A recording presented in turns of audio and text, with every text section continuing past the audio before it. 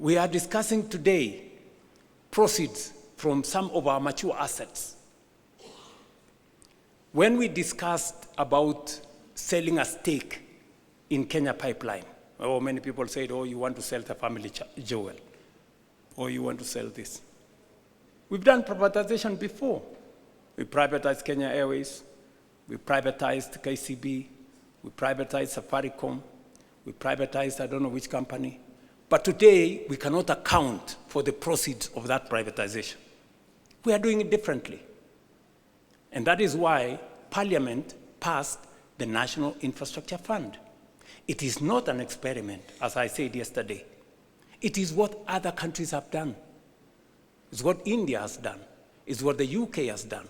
It's what Ghana has done. It's what South Africa have done. And that is the way to the future. This morning, Leo, I rang the bell at Nairobi's Securities Exchange, and we collected 106 billion from the sale of our stake in Kenya Pipeline IPO. And we are going to put that money in the National Infrastructure Fund. You know, let me explain to you.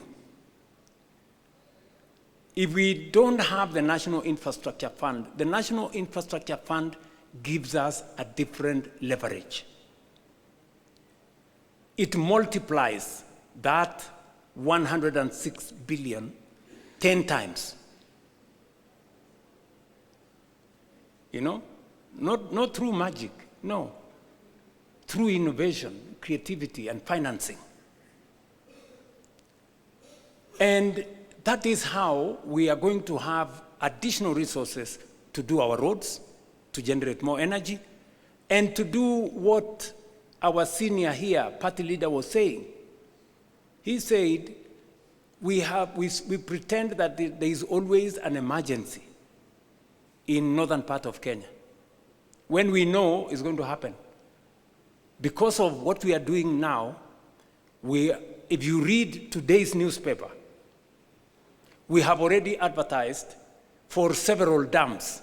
So when I talked about us using the National Infrastructure Fund and proceeds from privatization for building infrastructure, we're not talking about the future. We're talking about doing it now.